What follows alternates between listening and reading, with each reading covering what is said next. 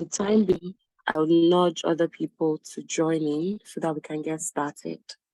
Thank you.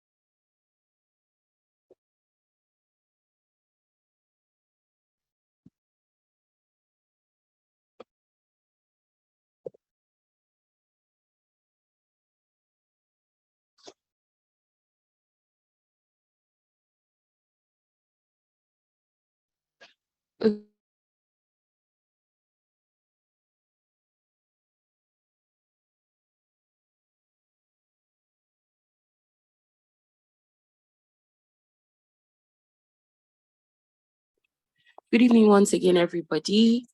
We're so glad to have everyone here. In the meantime, while we're waiting for everyone to join in, we're just going to go ahead and start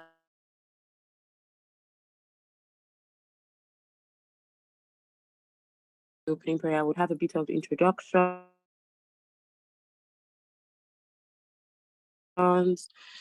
We cannot underestimate the of group. We're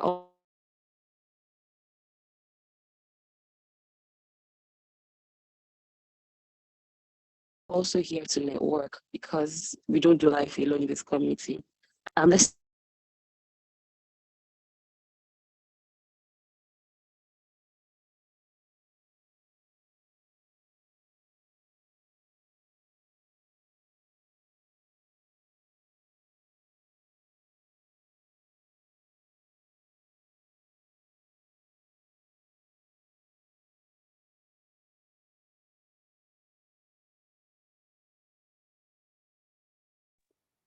please pardon me. The meeting, I don't know. I'm having network issues, but I'm here now, and so we'll start with the opening prayer.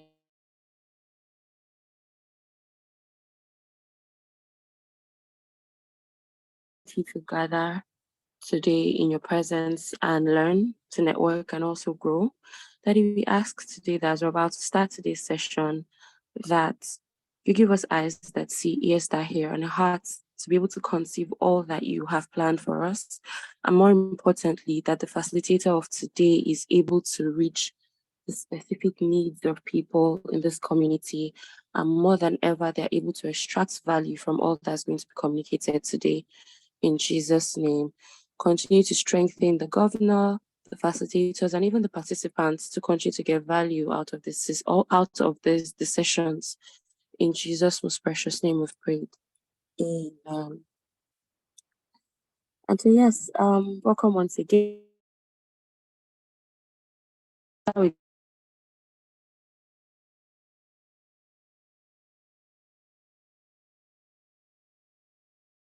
Introductions. I'll start from the ground or what you do, and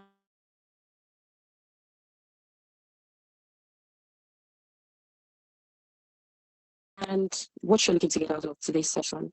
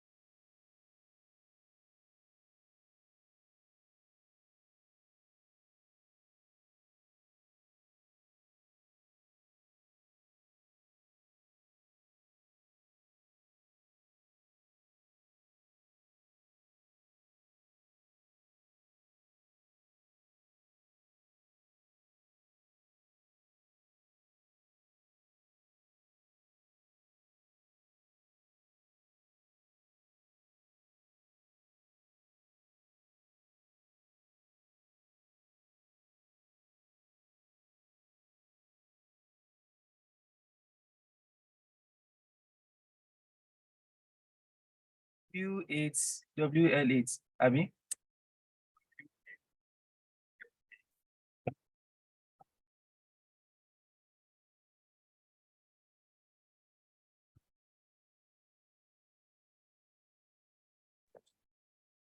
Again, I apologize. The meeting keeps kicking me out, but I'm here now.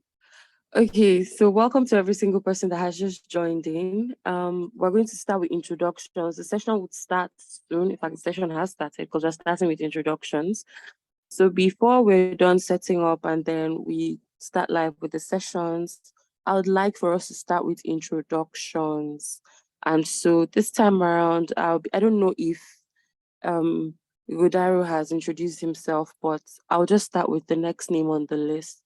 Chinwe Egwonu. Do you mind introducing yourself?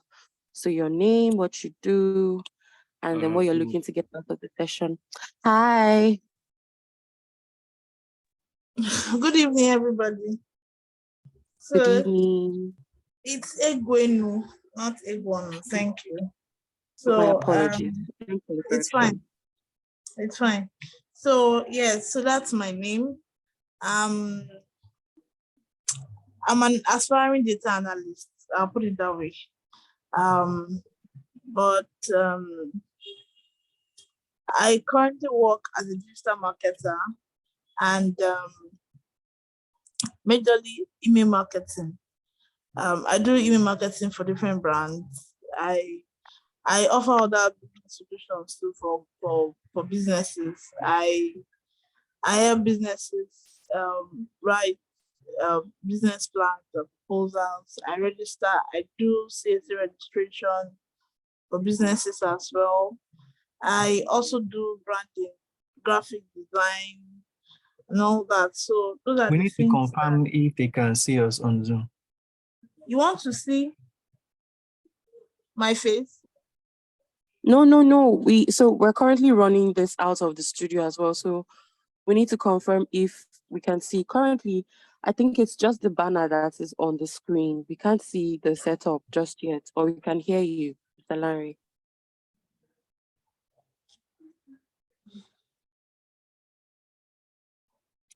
Sorry, Chinwe, please continue.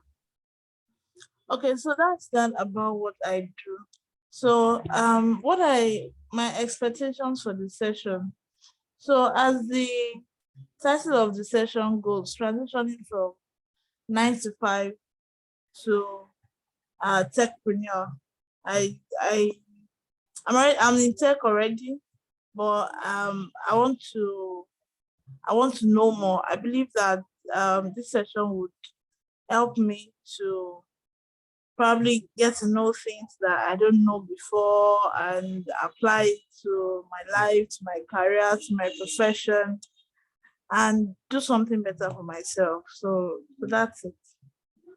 Fantastic. Thanks for sharing, Chinwe. You're welcome. Godaro, do you want to go next? I Yeah, I see can you're go. muted yourself earlier. Okay. Hi. Good evening, everyone. My name is Stephen Okwekwe.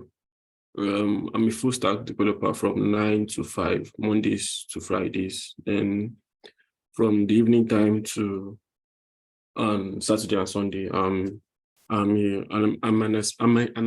am founder slash CEO of ZenStream, live streaming application. I hope to learn how I can combine 9 to 5. From this section, I hope to learn how to combine 9 to 5 and also learn time management at the same time. So that's all I have what I have to learn, and also networking. Hope you guys understand what I'm Fantastic. Yes, we can hear you, and I'm certain we can understand. Please, can every other person confirm that you can hear him?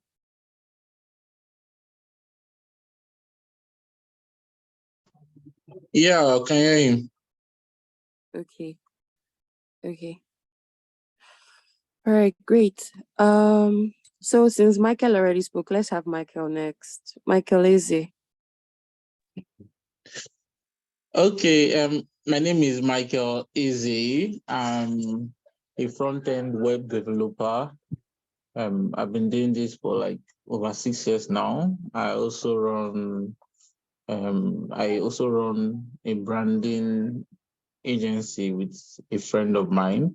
So yeah, well, I'm also looking at transitioning from working. I'm also into freelancing, by the way.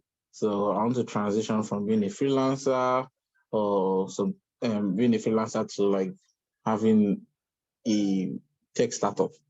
Yeah, that's it for me. Thank you.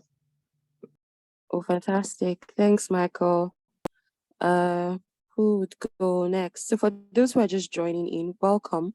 We're currently having introductions. And so let's have Ari Tech next.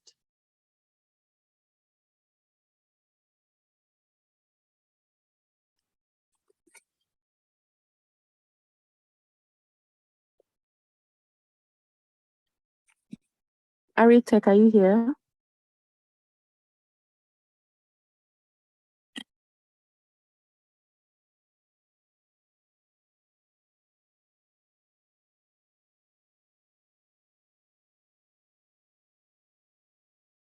Hello?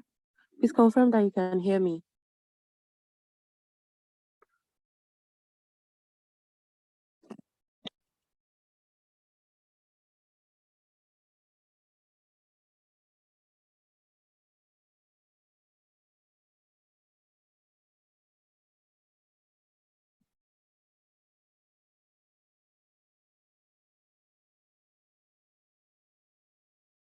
Wow. Okay. Um,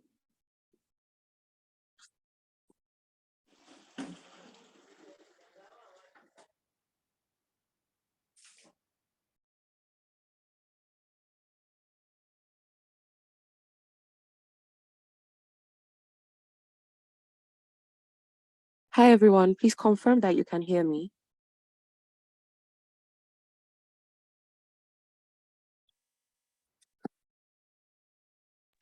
Yes, I can hear you loud and clear. Oh, fantastic. Okay. I So can hear we you. have great. Thank you so much for the feedback. So we'd have let's have Marianne, Marianne, then Tammy Sunshine afterwards. So it's just simple. Do an introduction, your name, what you do, what you're looking to get out of the session today.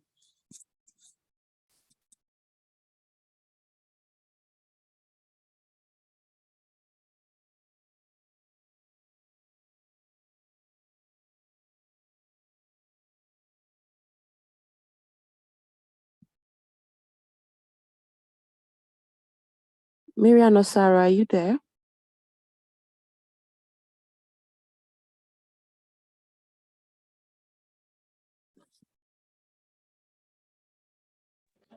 Hi, hello, good evening.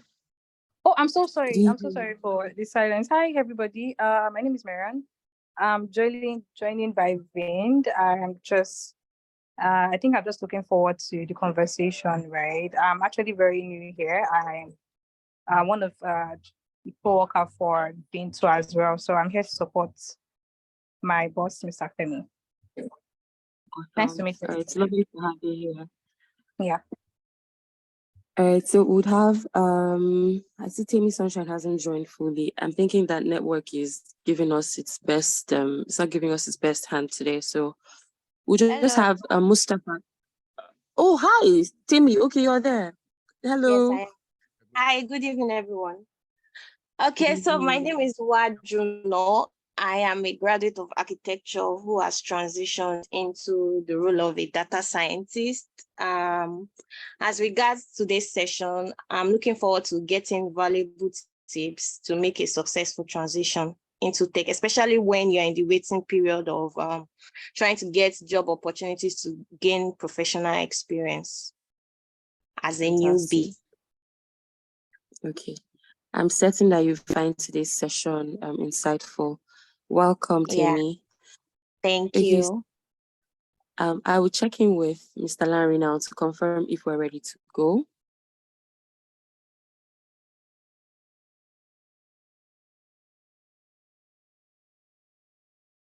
Okay, pending when the feedback comes, let's have who hasn't introduced themselves?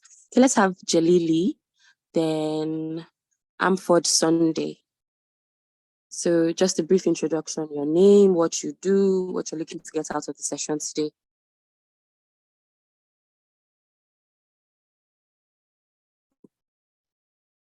Okay, good evening, everyone. Good evening. Yeah, okay, my name is Jalili Abdullah. So I'm actually joining from Vain.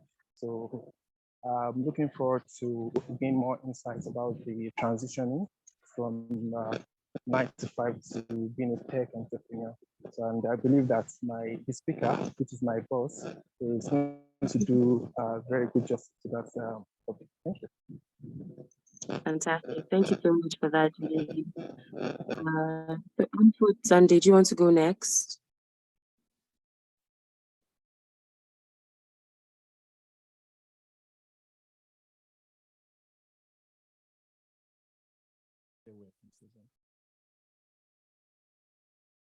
Amford, Sunday, if you're speaking, you're muted. I just wanted to notify you so you can have a look again.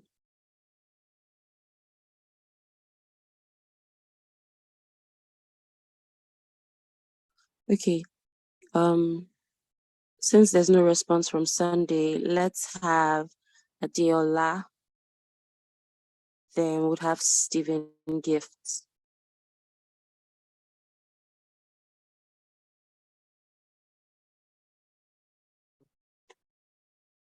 Adeola, are you there? Yeah. Finally, guys. Hold on. Okay. Hi, Mr. Larry, are we ready? Yes, we're trying to share his slides. And just a second. All right.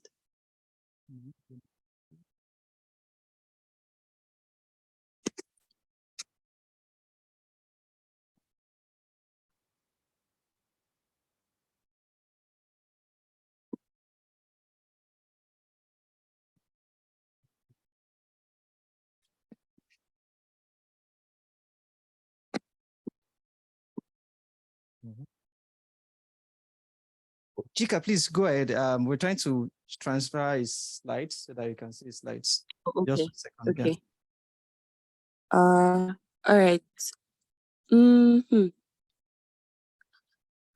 Okay, Adiola Olani, please go on with your introduction. Adiola, if you're there, we're hoping to hear from you. If not, Jacob Samuel, let's get to meet you as well.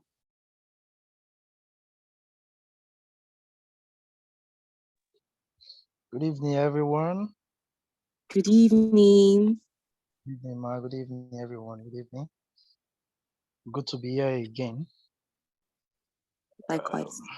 My name is Adeola Olani. I'm hoping to, to transition from 9 to 5 job to fully tech, even though I've started the first process, but I'm Okay. hoping to, to get myself established and know all the rudiments of what it takes to keep it running. I'm so excited about Okay. the meeting. Thank you so much. Fantastic. Thank you too. Let's have Sunday. Are you ready to speak now? It's lovely to meet you, Mr. Adiola. Hopefully you're able to get all the information you need, to arm you for the transition. Sunday, are you there?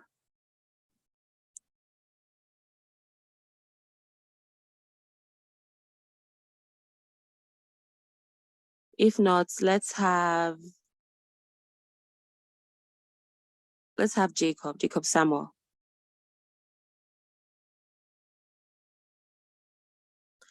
Why am I tech entrepreneurs shy like this?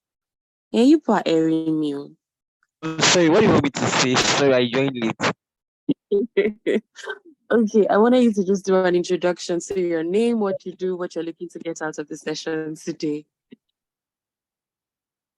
Okay, my name is Jacob Samuel. I'm a graphic designer. I'm also a web developer at an entry level. So I want to transition into tech, into product design. I'm actually learning it at the moment. So, and I think after there's a particular class we had on software engineering. I think that kind of motivates me to want to learn that maybe when I'm done with the current skill sets I am on. So I've been enjoying every session bit by bit. Thank you very much for this opportunity. Fantastic. Thank you so much for sharing. Okay. I think that network isn't at its best today, but we'll just keep our best. We'll keep doing our best just to keep at it, because people keep getting kicked out and back into the room again. Okay. We'll just wait a few more minutes before we get started fully. Our facilitator is already in the room, and to those who are just joining in, welcome. Today, I think that it's interesting that this period we're speaking deliberately to transitioning. Yesterday we spoke about navigating career pivots, and so today we're talking about basically navigating life changes, moving from 9 to 5 to 24/7 pretty much. But yeah, we look forward to learning today. Okay, so good evening, everyone. Chika, thank you so much. So can anyone see me or hear me? We can hear you, now we can see you, or I can see you. All right, okay, great. So thanks so much for joining in. Really appreciate everyone that's on the meeting. So I will give a quick introduction to, like you said, Chika, tech entrepreneurs are usually shy. They are usually introverts. And even if they build the whole world's tech, you still see them shy and timid and very quiet. So they don't like blowing their own trumpets. So in my own case now, I think I can blow that people's trumpet. All right, so welcome everybody. This is Mr. Olufemi Olanipekun. I've known him for about maybe almost 13 to 15 years. And we've both experienced our journeys in different dimensions, in different parts. So I think I started the entrepreneurship, while earlier. So I learned my own lessons the hard way. Then while I was in the entrepreneurship journey, I think I was about maybe 8 years in before he started his own. And he was also making some giant strides in the 9 to 5. And I think in a true sense of it, none of these sections is really bad, either staying in 9 to 5, or both of them have their strengths and weaknesses. So I think this evening we'll be having real candid conversations, because you will make your decision based on the parameters we present before you. When I called him up and said, Femi, please, so next Sunday, you'll be speaking about transition from 9 to 5 to entrepreneurship. Femi told me point blank that what is it? What is what transition in there? That in fact, he's looking at people looking for other opportunities to jump the ship. And I told you that, okay, I think it's the phase you are in. After your 5, 6, 7, 8 years, you will balance out and you will be baptized with the true baptism of entrepreneurship. But Femi is very much qualified to explain this transition. Femi is one of the major founding team in a lot of tech startups, especially in the fintech space. He has built a lot of products. I think at some point was a product manager at Flutterwave. So Femi has been with Pay with Capture, Flutterwave, several fintechs and in the industry before he started his own fintech, which is building an infrastructure for lending. You know, not those kind of lending that they will send SMS to your ancestors and your in-laws, but something around building a tech end-to-end so that you as a lender can come to the platform, put in your funds and let the system, let AI, let a lot of complicated things decide who you should give your money to and how you get your money back. So I think I've tried to blow his trumpet, although I didn't read his qualifications out. Femi decided not to release that, but we just hand over to him. And so welcome, Mr. Femi, and we are glad to have you here. Thank you so much. All right, thank you, Nauri. It's nice to be here. Thank you very much. Now, just like I said, when I heard I was going to present this session, I was like, okay, why we want to leave your 9 to 5 job to start entrepreneurship, right? Yes. Because just entrepreneurship doesn't close. There's no closing. You don't close, now.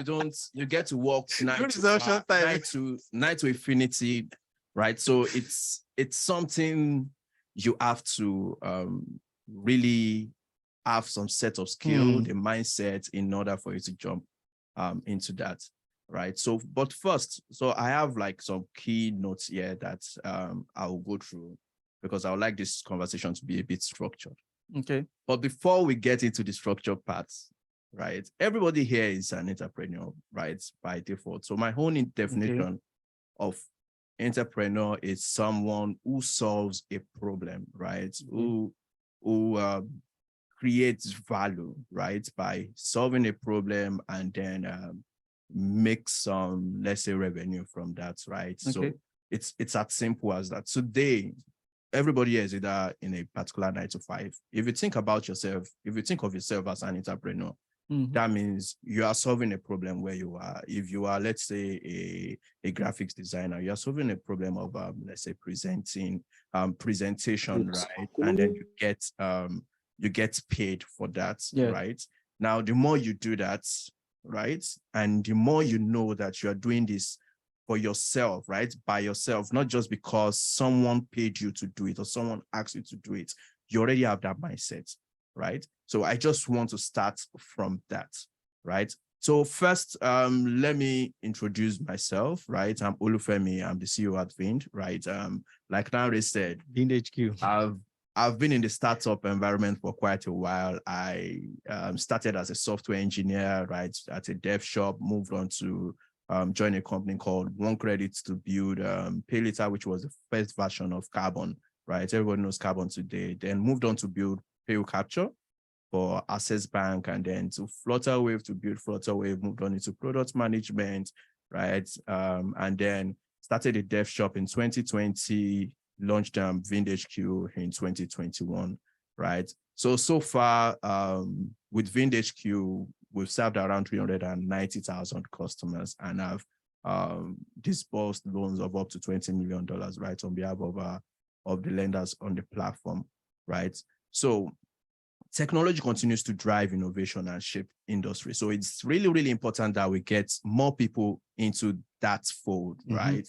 more people building stuff intentionally, right? Looking at the problem and solving it, right? And the halo of independence and creativity that comes with entrepreneurship, right? Yes, You'll the be able to flexibility. do what really comes into your mind, right?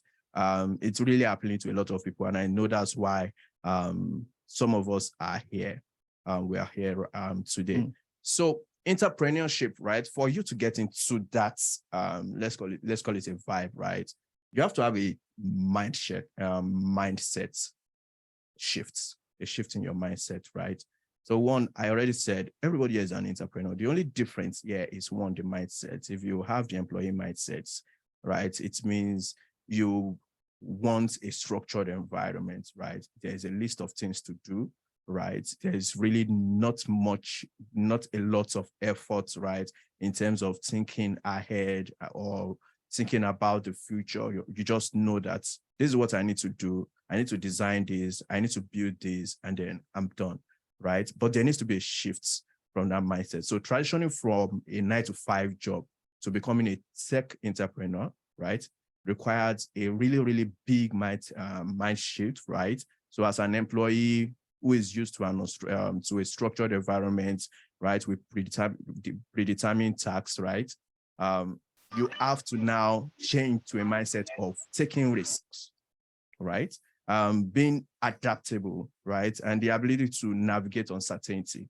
One thing that is constant every single time as an entrepreneur is uncertainty, right? If you launch a product today, the regulators can come after you and say, oh, this product you can't launch it, or, oh, you need to shut down, right? You have to have that mindset of being adaptable. Like when you find a problem, instantly you change, right? Instantly you adapt, right?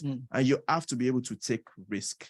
Entrepreneurship in itself, right? When you choose to leave your main job, that's risk number one. By the way, it doesn't make sense to leave your 9-to-5 job. We all know. It makes zero sense. Maybe right? expect you've raised some millions of dollars already. No. Starting. Even if you've raised, because let's say you earn a 500K every month, right? Or let's even say 150K every month, whether your boss makes money or not, your salary is constant. Your salary is constant. Non-negotiable. You right? can even review upwards. As the owner of the business, as the entrepreneur, whether the business makes money or not, you have to pay your staff. You're on the other side. If you don't pay your staff, right, it is a crime. But as the business owner, if you don't pay yourself, nobody cares, right? Nobody really. You just say you have passion. It's your passion, right? Did somebody tell you to leave your 9-to-5? No. So you have to understand that risk taking. So we can say, oh, take calculated risks. Risk is risk. In fact, I think your conversation now brought entrepreneurship to me in a different light. Because what you're saying now, it was almost like marriage when you leave to cleave. Oh, yes. So you leave the safety of your family, your father, your mother to take a risk, getting married, and you are now responsible. Yes, you're responsible for the old team. For the new team, yes. Yes. So I think that's a similar comparison, yeah. So you have to have that mindset of taking risk, right? I would say calculated risks, but calculated risk is just so that it looks good on the slide. Risk is English to investors, right? Risk is still risk, right? So you have to have this personality of being resilient, right? A lot of times, right, when you are building your company or your product, right, you face issues. Sometimes, 99% of the time, the initial idea you have is totally wrong. Right. Yes. I personally have come up with a culture, right? I have a culture where whatever I'm doing, I first of all consider it wrong, right? With the hope that every day I become less wrong, right? So you have to have that spirit of resilience, right? Determination, right? Continuous thirst for learning, right? You need to continue to learn, because if you see that it's not working, perhaps you don't have the knowledge, right? Perhaps you need to go and learn more. Perhaps you need to get on Google, right? Perhaps you need to register for a course, or you need to call your mentor or somebody, right? If you have a mentor, right? So you have to have that mindset, and you have to be open to failure, right? You have to see failure as a stepping stone, right? It's a step to what do you call it, to the next stage, right? And then you see it as you see challenges as opportunities, right? Normally, a normal individual won't celebrate failure, right? If you're at a job and you fail at something, there's going to be a backlash for that. Yeah. But as an entrepreneur, you learn quickly, right? and You move learn on quickly and pick the next slide. To the point where sometimes you see failure happening, like you see it. You see it. So maybe people working with you, the way they do things, you start seeing it that, oh, we are failing already, right? And you need to quickly act, right?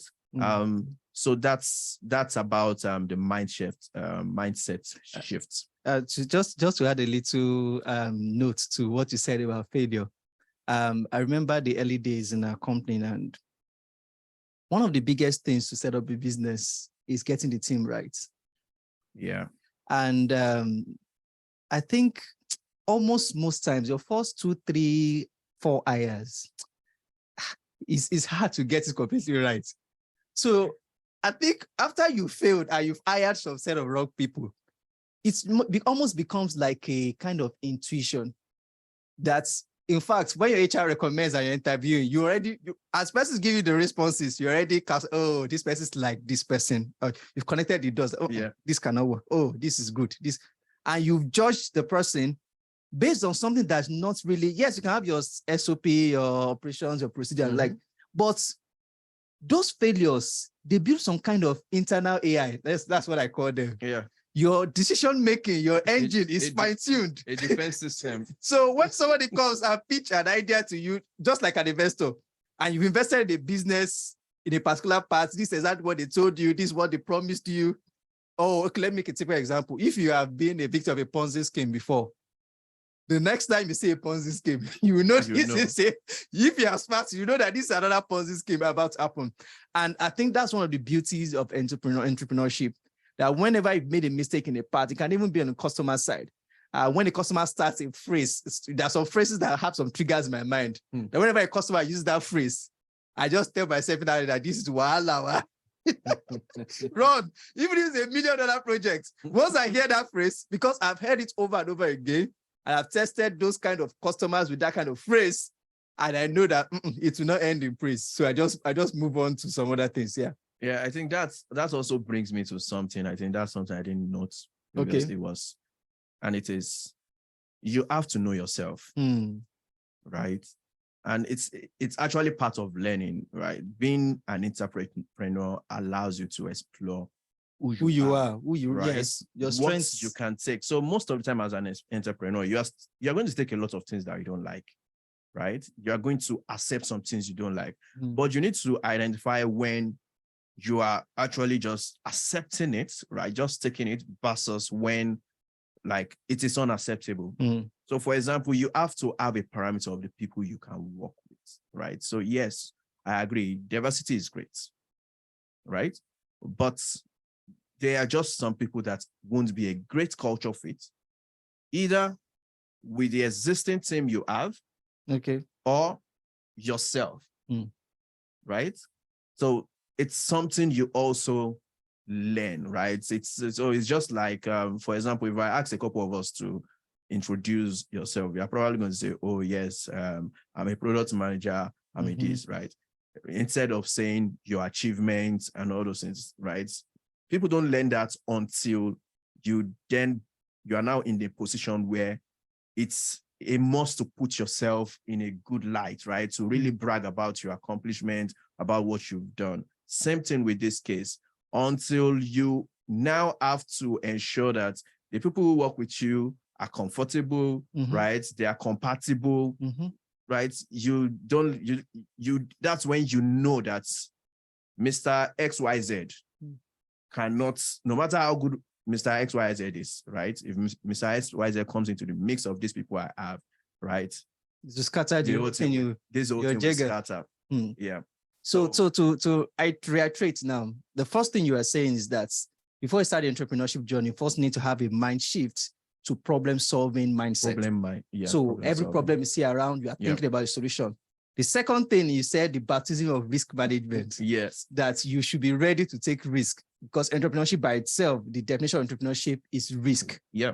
Now, the third thing you're mentioning now is about building a team and talking about the culture. Yes, talking about that's still way along the line. You are going to so that one's you're endless. always going to learn. Yes, that one's an continuous continuous learning, right? But then you have to see failure as stepping stone, failure, yeah, right? You have to see challenges as opportunities, right? If there's no problem, entrepreneurs won't exist. That's so true. When you see a problem, be happy, right? Because that's something that can make you money. That's something that can take you to the next level. It's an opportunity for you, right? Yeah. So the next thing I have here is identify your passion and your skill, right? Now, as an entrepreneur, you realize that you'll be doing a lot of things, right? You will be the, at first, you might be the graphic designer, you might be the salesperson, you might be the software engineer, right? Every single thing. But you also need to know what you're passionate about, right? Which will also determine the type of problem you're solving. So you can't say you are passionate about acting and then you launch a fintech startup, right? It won't work, right? You have to know your passion, and this will come from all the times that you've worked for other people, right? I'm going to maybe talk about another thing where, which is something I believe, for you to be a leader, right? You have to be a great follower, right? So you have to have been following. You need to be really good. Whatever you do as an entrepreneur, you have built the premises where you were in your 9 to 5. Exactly. So you can't become an entrepreneur. So if you are not the kind of person that is dogged on solving a problem and staying there till you fix it, you see a problem, you do it shabbily, and you move on. Yeah. And you decide that, oh, I'm tired of this stress of 9 to 5. Like we said in the introductory part, that you are going from 9 to 5 to 9 to infinity. Exactly. So if you cannot solve me within 9 to 5, what's the assurance that you solve within 9 to infinity where there's no closing time? So from what you said now, it's very important that you already have that. You should have it in your toolbox already, that, okay, I'm staying here till I get this thing done. Yes, and even in terms of the way you work with people. So talking about being a follower, you have to be able to accept that somebody else is the leader, right? You have to be able to follow other people, make their plans work. So if you're an employee right now and you have issues following your leader, right? It's going to be tough, because at some point as an entrepreneur, you are going to have to follow your workers. Yes. Right? You are going to have to come down, follow your boss, and just say, oh, you are right. Right? Now, let's give you the resources to do that. Right? And all you are saying is, yes, do it. Okay, I'm approving this budget. Just go ahead. Right? If you have issues following, you won't be able to allow your head of engineer lead, right? Or your product managers lead, right? You are going to always... So that will affect your delegation capabilities. Yes, it will. And you won't be able to scale, right? That's just the tip of the problems you are going to have, because you still have to report to your board, right? You still have to report to a lot of people, right? So we were talking about something one day where we said, oh, we are working for our staff. Yes. Right. That's really the truth. Exactly. Yes. I think we had a conversation around that. So really, your staff are not working for you. You are working to make sure that they get paid. Exactly. So you are working. Yes. For your staff, right? Once you become an entrepreneur, you're working for everybody. You're working for your customer. You're working for your investors. For working your board, for the board, right? For the next presentation. And you are the last person to get paid, right? There's no, hey, you did well. There's no compliment. There's nothing. It's just you, right? So let's get back from the gloomy pattern, right? I got the beautiful conversations. Yeah.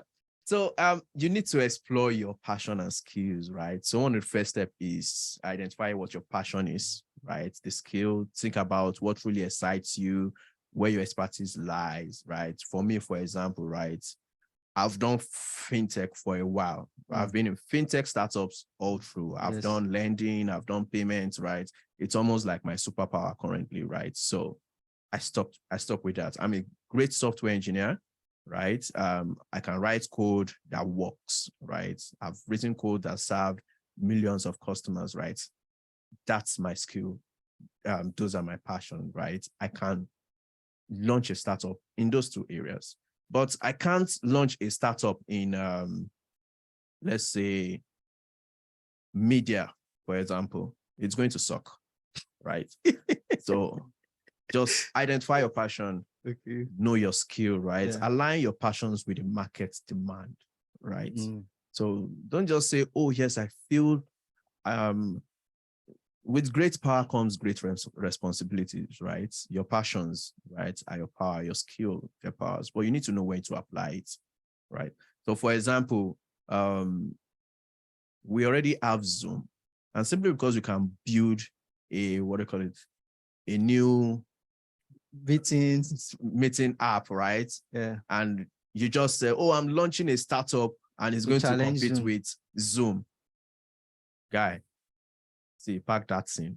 He's not going to challenge Zoom. Don't waste your time, right? It can be a pet project. It might be something you fancy.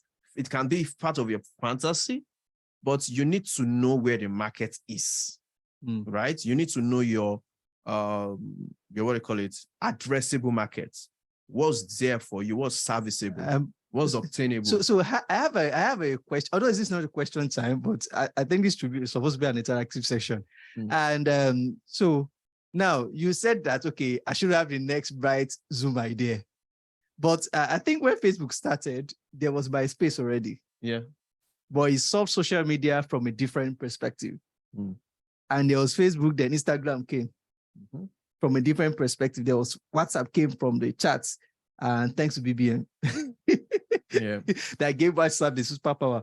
So are you saying that even if we have beautiful ideas in line of what's already existing, we should first shelve it? Or because, yes, I know if I'm right or wrong, I think there will be a couple of persons in this meeting that have already seen successful tech ideas and they want to follow those same. Okay, let me give a typical example. I think right now I know from the top of my head about 4 or 5 persons that are into tech training, tech skills acquisition. I can mention a couple of them. I don't want to mention names here, right? And when the first person went like, even one of my mentors, when he said, oh, now this is what I'm doing next, Oga, how come now this place? And I saw him going, and he's also winning big. And every single person that's going to that space, they have the similar narration, oh, education in Africa, this, equipping them to become developers, blah, blah, blah, blah. And almost every single one is hitting the right notes. So how do we now balance that with, oh, I have an idea, I want to build the next Gmail, or I want to build the next Zoom? How do we, what makes it work? Is it that kind of industry allowed them to come into from multiple faces? Yeah. Or it's just Sherlock? No, it's not luck. Sorry, guys. I don't think there's anything like luck. So, but there's people. There's idea, there's markets, and there's execution. Okay. Idea alone, everybody has ideas, right? If you have an idea, believe it that 20 million other people has that exact same idea at that moment. So whoever executes that. Right? Whoever executes, but execution alone won't cut it. Okay. The market, right? The market will determine who wins, right? So you need to know your addressable market. You need to know who you are serving now, and who is going to pay for it. Okay. Right? So there are some products in Nigeria today that will struggle simply because of the earning power of the average Nigerian. Right? Yes, that's true. I mean, currently the middle class is nowhere to be found in Nigeria currently. Right? It's either the lower class, right, or the upper class, right? So, and Lower class, you have a lot of them. The upper class is just a few people, right? So if we are going to build a product in Nigeria, right, that means you are building a consumer product. Yeah, so where you are a going lot for the of numbers. people, you are going for the numbers. So you need to be able to execute, right, a numbers-based strategy, right? Or you need to be able to say, I'm targeting just the HNIs, and you charge for it, you bill for it. Charge heavy. You charge heavily, you understand? So you need to understand your passion. You need to understand the markets. So the example with Zoom, even Zoom, you need to understand the markets, right? Perhaps people in a particular country, they are still underserved by Zoom. Okay. I mean, you can move your idea to that particular country and you still get you're still going to be successful, right? Because So you are serving a particular market. if I find some set of persons interested in a cheaper alternative to Zoom and as functional as Zoom, are you saying that I have a green light, and as in they are willing to pay, they are ready to pay? So no, I'm not seeing. I'm just. I'm talking for definitely. I know some people will resonate with me because okay, let me say this. I'm always very careful with this entrepreneurship journey because sometimes we just don't see some things coming. And okay, for example, you know me now, I've been in EdTech for over a decade now. Yeah. And literally, I've seen a couple of persons that have told me that EdTech would never rise in Nigeria. Have you seen any? So they gave me different examples, the market research and the likes. But you know, this stubborn passion thing still kept us in the line. But nobody knew COVID would come. But it's almost like COVID was like the cash cow that was like the windfall for a lot of edtechs. And I think, thank God, we're already positioned in the markets for that season.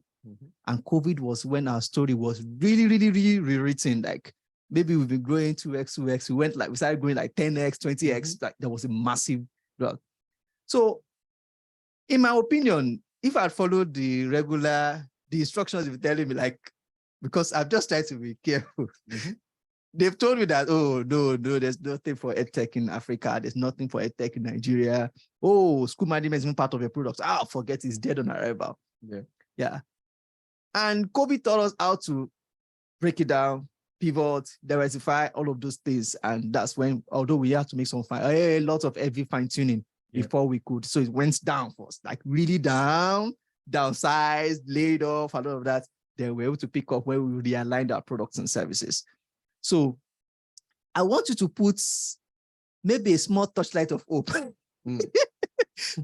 Because I know what I'm saying, because if for example, another Zoom idea or another Facebook idea is out there, you can see now threads came out after Twitter.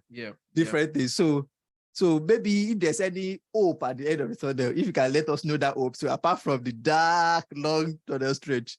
So that's what I wanted to say. All right. So for the Zoom idea, right, I won't say price should be the differentiator, right? Okay, yes, definitely. It's not a safe. Definitely. Zoom can crash price. The existing person can just choose to say, yes, it's going to be free for the next 2 years.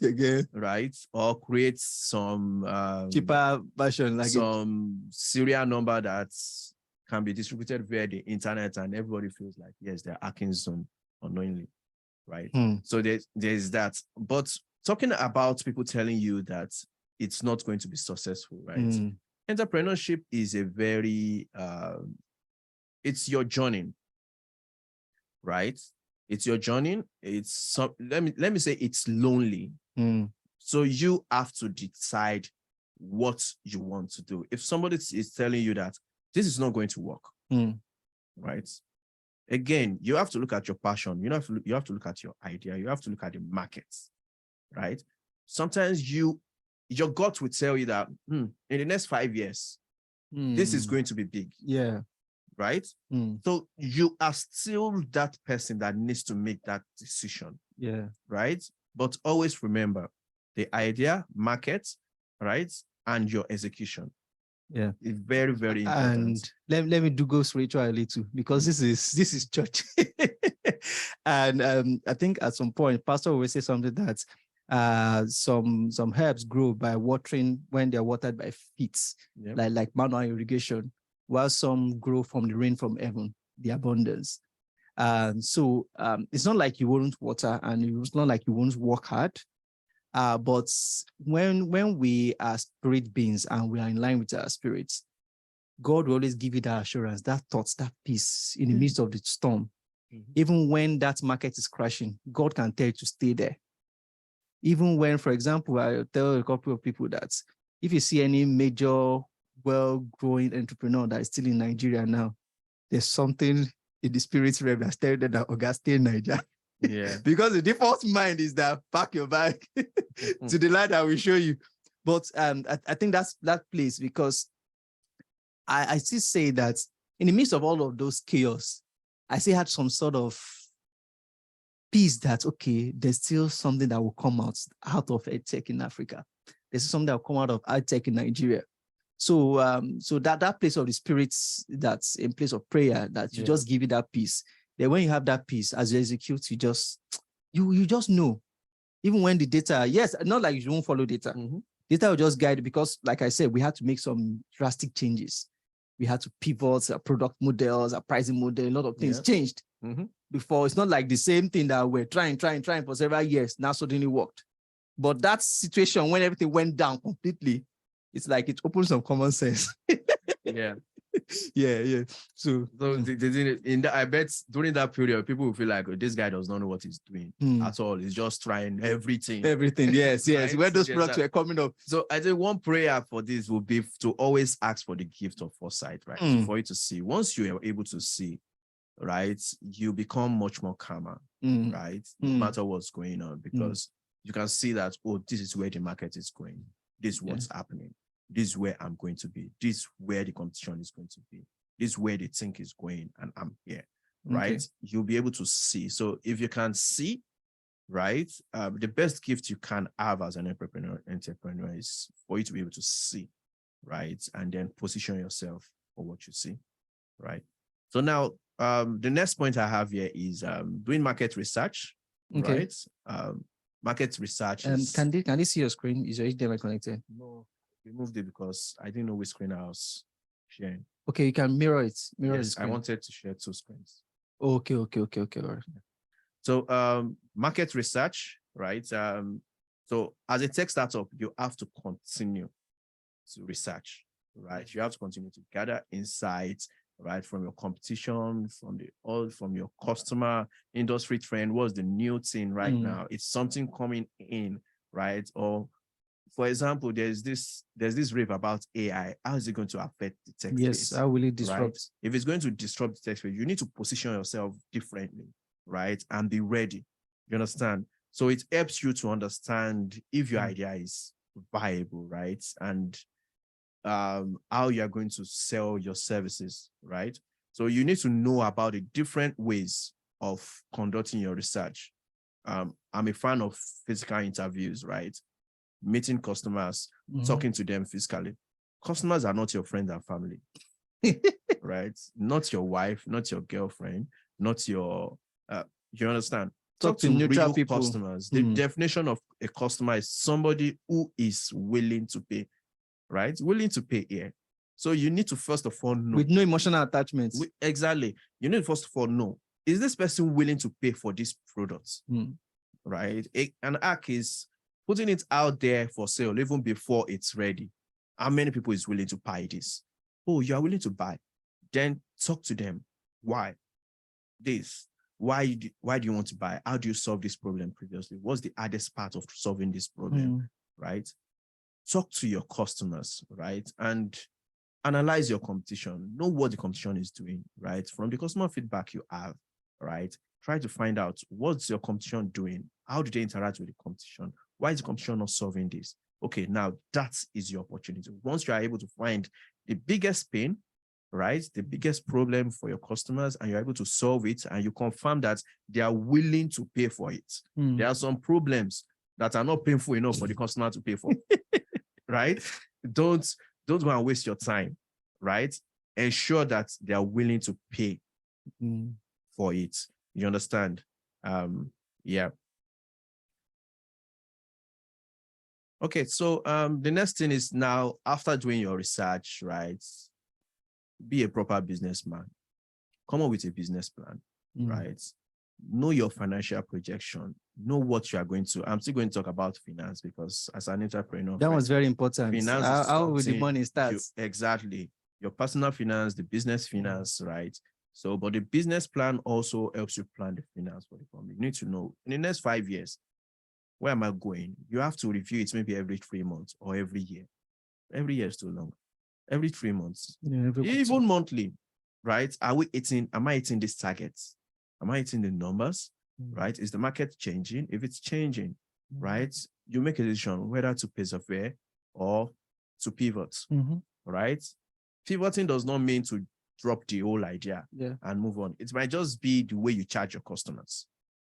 It might be the way you execute. It might be breaking down your products into just molding. It might even be focusing on the future. Exactly, or just focusing on the future, right? So first, you need to draw up a well-structured business plan. If you don't know how to do that, you can get help, right? You need to look at your mission, vision, right? Your target market, right? The marketing strategy, financial projection, your growth plans, right? You need to do that, and you need to be flexible with your plan. You need to be able to move when it's not working. Don't be sentimental. Don't be emotional, right? Don't say I've worked on this thing for 10 years or for 200 hours, right? Will I just drop it now? Oga, drop it, right? And move on. That should be your best job, your best skill, right? Just drop it and move on. No emotional attachment, right? And now acquiring the necessary skill and knowledge. So I talked about passion and skill. Those are the skills you currently have, right? As an entrepreneur, you are going to have to do a lot of things. In the early days, you might be your own accountant. Yes. You might have to set up the GLs. You might have to do the balance sheet, right? You have to acquire skills for that, right? You have to continuously acquire skill, right? Staying updated in the latest technology trends, right? If you don't have a marketing person, you have to know what digital marketing is. If you don't have a software developer, at least you need to be able to use some no-code tools, right, to get started, right? If you need to do data analysis, maybe you need to go to Coursera to just learn what that's about, right? And it also helps you when you start hiring people because you need to know what you're looking for, what you're doing, what you're even looking for, right? Yeah. So there are lots of learning resources online, right? You can attend workshops and the likes. Now, after doing that, you need to build your minimum viable products, MVP, right? Now, you need to start. So that's that point I made where you need to find out if people are willing to pay for that product, right? It's easy to test that with an MVP. Let's say you've just developed a shoe, right, that can make people fly, right? Put the MVP out there. Okay. See, do people really want to buy shoes that can fly, that can make them fly? How much are they willing to pay for it? You understand? It allows you to test. If they're not willing to pay for it, maybe they just want the feathers and attach it to their existing shoes, right? You don't know, but the customers will tell you, right? The MVP allows you to do that. And it's just a basic version of your products or services with essential features to test the market and gather user feedback. You are not doing this to make money. First of all, you are gathering feedback, useful feedbacks, which you can then use to form your roadmap, right? To then build the actual product, right? So launching an MVP validates your idea, right? It identifies potential improvements you need to make, save time and resources by avoiding building a full-fledged product, right? That might not meet the market demand. Imagine if you want to build a Zoom again and you build Zoom, it's fantastic, just like Zoom is today. You already know what the future is, right? And you launch it and nobody uses the products, right? An MVP will allow you to know what feature do people want that doesn't exist on Zoom today. And you lead with that, right? Now, building a support network. Again, entrepreneurship is a very lonely journey. It's just you. You are your own man or woman, right? So you need to meet new people. At first, these new people will come as customers, right? Those first people that believe in you, right? So you need to have that support group, right? Surround yourself with like-minded people, right? People who share the same vision, right? People who can even contribute. Maybe those are your early advisors. People can tell you that, oh, this is how you need to do it. This is how you need to do this, right? Who can provide guidance, inspiration, right? And opportunities for growth, right? Now, look for opportunities to network with other people, right? Attend events, right? Join a startup incubator if you need to. Very important. Right? Participate in online communities, reaching out to industry experts, right? Do all that. Now, managing finances, right? So transiting from a stable job to entrepreneurship comes with its own financial challenge. So you have to be somebody who is either strong financially or somebody who is just rugged, right? You just know that anyway, anyhow, you're going to make it, right? Now, being rugged might mean that you just know that with your skill, you're going to make it, and you just keep on getting projects that can get you going while you're working on your ideas, right? Out there, you become your own, should I call it your own woman soldier, right? So because there are lots of period of uncertainty. Sometimes you will make money as an entrepreneur. Sometimes you will.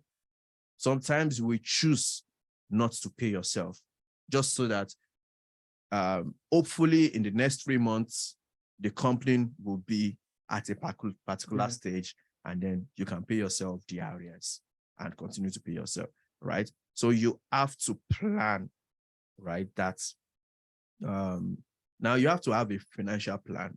You have to, so when you make money, not that you make money and then you spend, no matter how much you make, even if it is 50,000, you have to have a reserve, right? You have to say, okay, let's say 10% of my income goes to a reserve, right?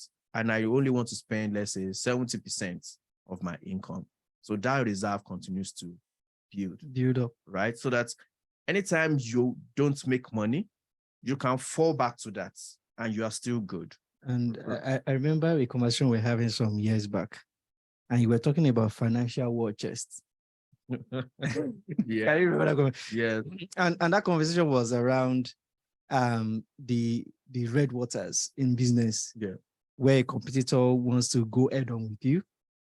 And what is your own financial war chest to survive that war?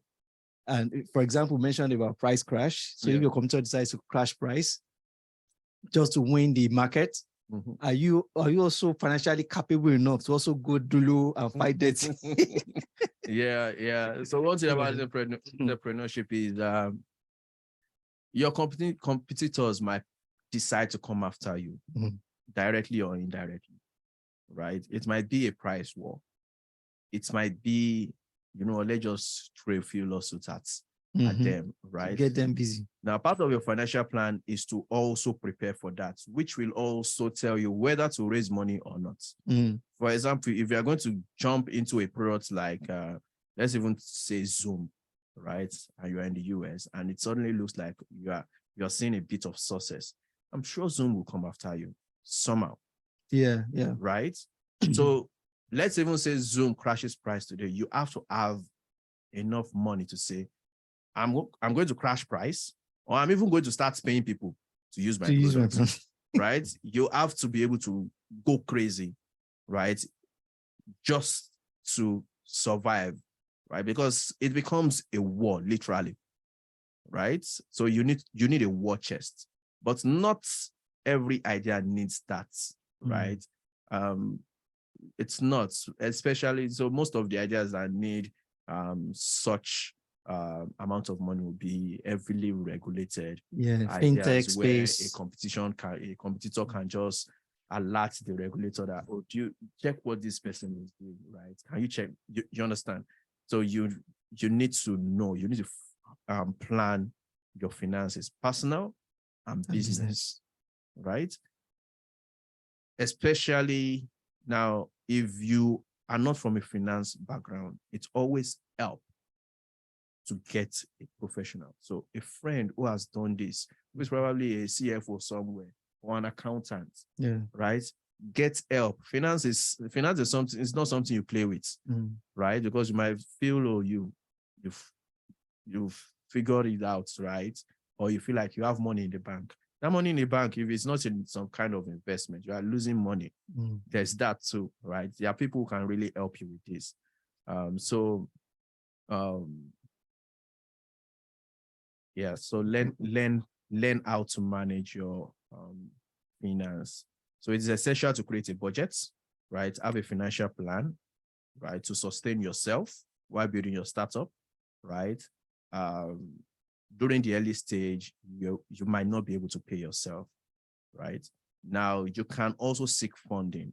If you see that, oh, with your projection, in order for you to reach this particular number, you need extra funding, or you need to spend this. If you don't have the money, you can also go out there to raise funds from angels, right? Yes.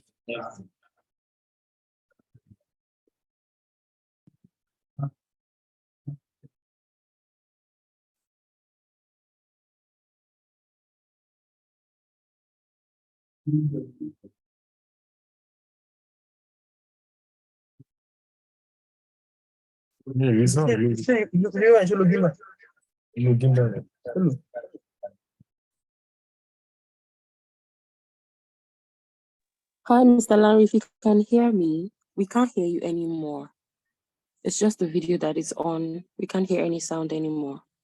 We can't hear you. Wonderful.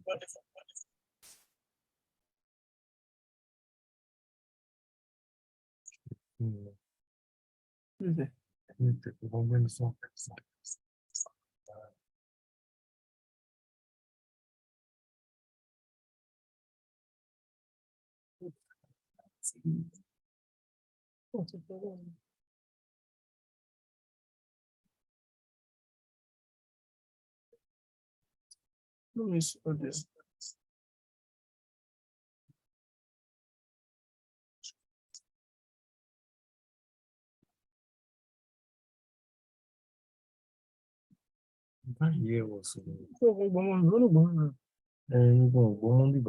Feedback ni mo wá ń gbọ́.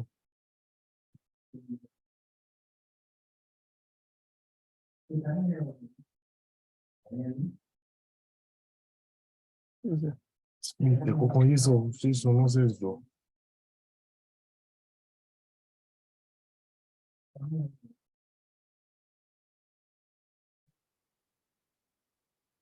The sound. You can't hear. What do you think? Fún ẹlẹ́ṣẹ̀ rẹ̀ ní sìn. What's going on with them? What's going on with them? Mo ṣó máa ti wà mo ti ń rìpọ́ọ̀dù.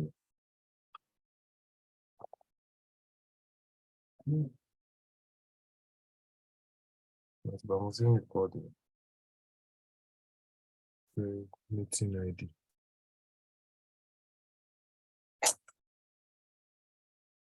Ó mọ̀ ọ̀gbà àtìgbà mo ti ń rìpọ́ọ̀dù yìí ó gbogbo ènìyàn. 525. Bá mi dá mi sáláàrin náà. Let me reply. Go inside there. 0567. All right, you're chanting. Kí ló lè ṣẹlẹ̀? Nǹkan tó lè ṣẹlẹ̀ ló yẹ kó máa wò. Ó tẹ ọkọ mẹ́rin. Ó dẹ̀ líle, ó dẹ̀ tó sọ fún mo tẹ̀ nǹkan bẹ́ẹ̀. Ó tẹ ọkọ mẹ́rin.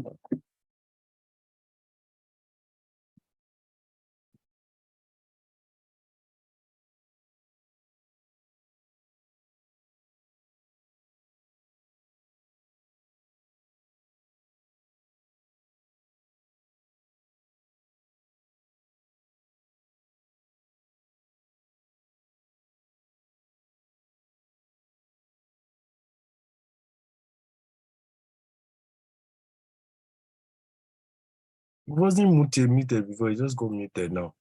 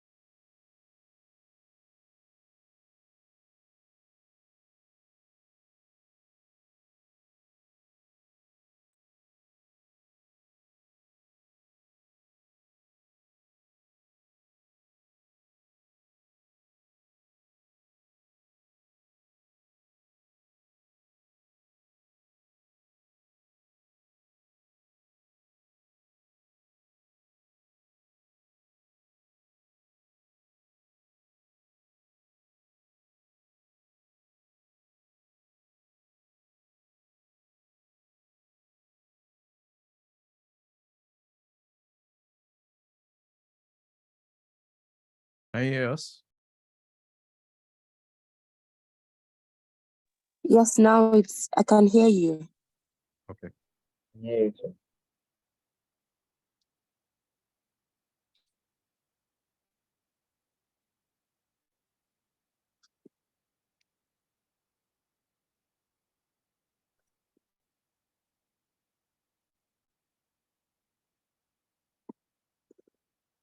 Okay, sorry about that. I think the audio line went off. So what was last thing that was heard? Hello, Sonia, can you hear us? Yes, I can hear you. He was speaking about funding. If entrepreneurs needed to go out to get funding. Okay, This was that's following up of networking. Yes. all right. Okay, thank you. all right. So I was talking about managing your finance, right? So you need to know if you need to raise funds. So we're talking about having a war chest, for example. If it's an heavily regulated industry, right, you need to be prepared, right, for a period where the regulators might come, right, and you might not make money for a while, or let's even assume that there's a price war in the industry. You need to know if you can absorb such losses, right? For a period of Or time. incidents like COVID. Exactly. For example, COVID, right? So I was talking about you can seek funding via angel investors, right? Via venture capitalists, or you can choose to bootstrap, right? So bootstrapping simply mean not raising funds, just using your own funds, right? And just moving on. So I moved on to talking about embracing failure and learning from challenges, right?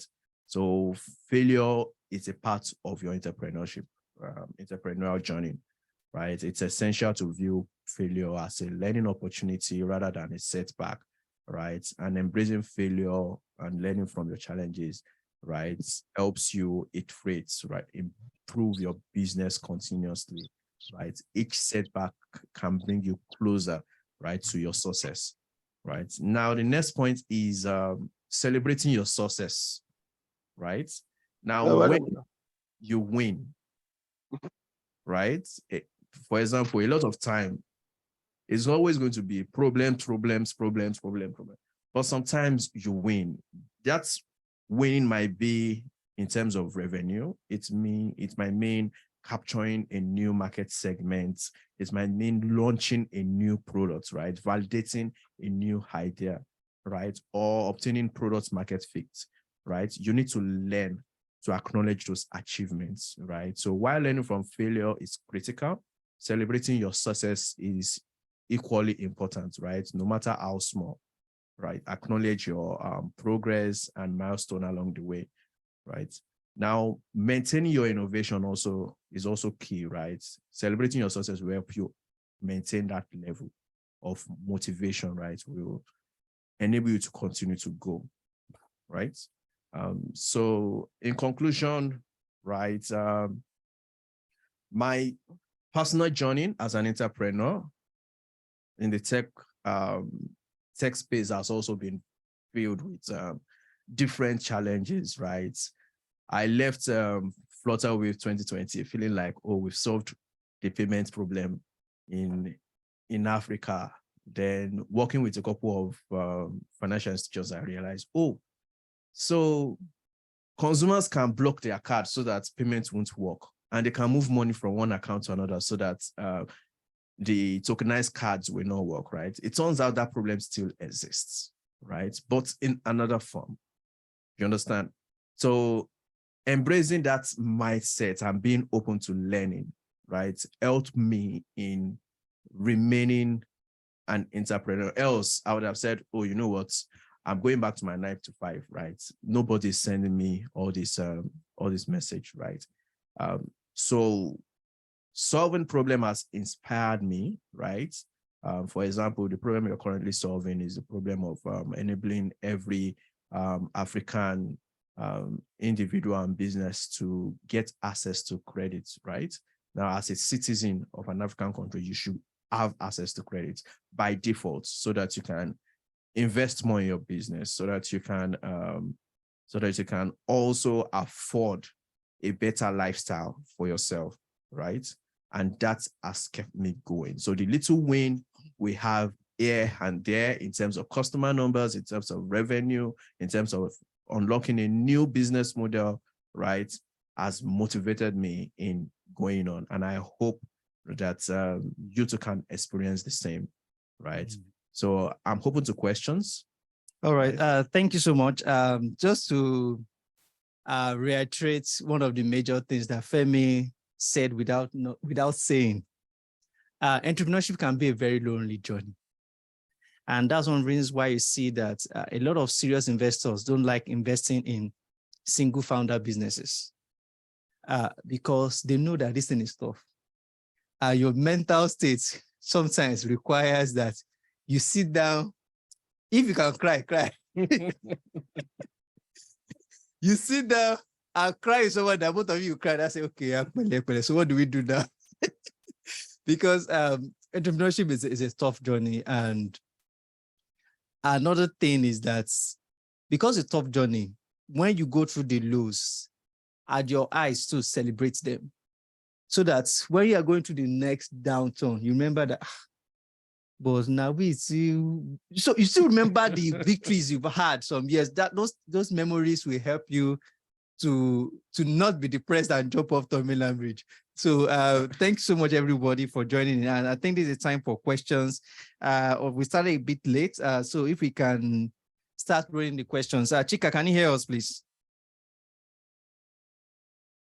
Yes, I can hear you. Yeah, is there any question in the chat or anyone that also has question can unmute and go ahead, please. Oh, you are in the house. Okay. All right. So you can just walk up to the mic so that they can hear you. Yes.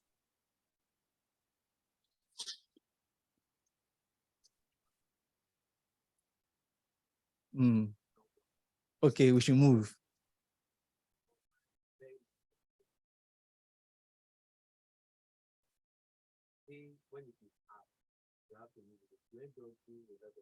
A lot of short, okay. Anything.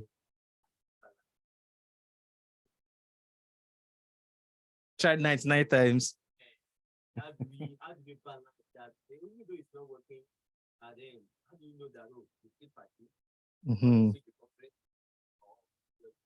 Okay, did you guys hear the question he asked? Chika?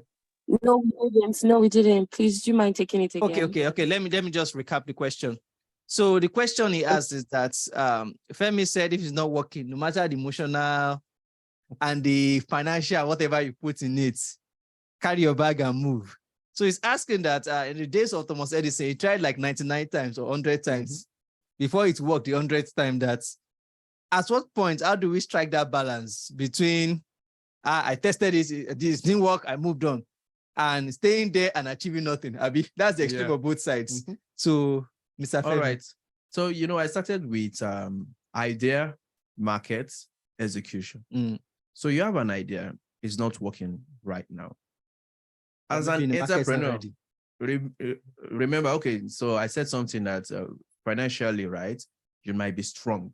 So if you are strong, you might choose to persevere. That means you are financially strong. But if your next meal depends on something working, you might want to drop it. You have to be realistic, right, with yourself if it's going to work. So again, back to idea, market, and execution. The idea might be a great idea. It might be fantastic, but the market might not be ready for it. Or you might be executing poorly. And right? So you need to be able to tell yourself the truth that, is it me? Is it the way I'm executing this? Am I executing it in the wrong way? Or do I need to gain some more knowledge? Right? Now, or is it the market? Is the market even big enough? Am I serving the consumers instead of, am I serving the lower class instead of the HNIs? Right? You need to know. So, and you need to come up with that conclusion that, okay, I'm going to pivot for now. And now, it doesn't mean you are running away. It might mean adjustments. You are putting this on the back burner for now, right? While you work on those things, or you intensify effort on those things that are currently working for you. And then when the market is ready, or when you now have the experience to execute better, you can then go back to it. Okay, and I want to add something. Femi is saying that I persevered all those stories. Because it's good to hear all sides of the story to get to details. One, I think I graduated from university quite young. Was I even up to 20 then or so, or maybe my early 20s. So there was no rent to pay, no wife to cater for, no child, no school fees, nothing. So those days you can afford to be. The risk appetite is higher. So you can't just say that so imagine if I had rent to pay, I had a car. Okay, I had a car, I think, yes, just maybe a couple of years after school. I had to park the car because I couldn't afford to just fill in the car.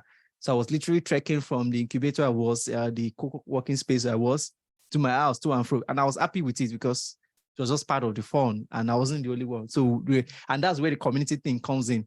So there were a lot of startups there then that we all close and trek from Yaba to Surulere. So we all drop ourselves on the way while trekking. Bye-bye, Ujolegba is dropping off. It's not very cool, just walking off the train. I will trek to Ikpori.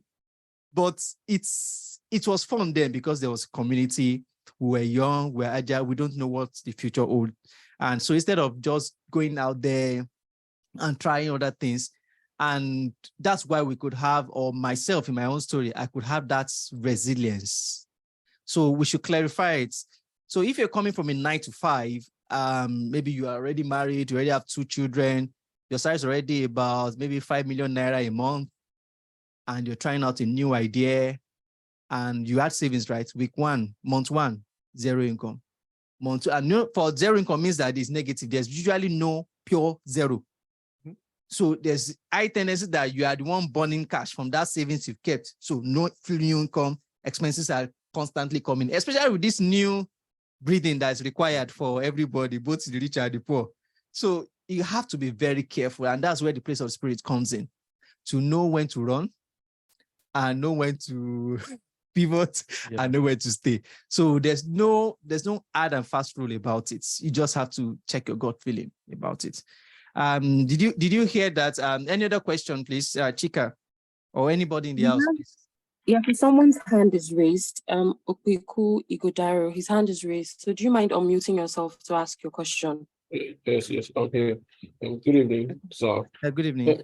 So my question goes like this. How do you do time management? Like, for instance, now, people that do 9 to 5 and you must be there physically, and you're doing entrepreneurship again at the same time. And let's say a customer calls you or you have a problem with your application. How do you solve that? Especially, like, for instance, now, thank God I'm doing remote.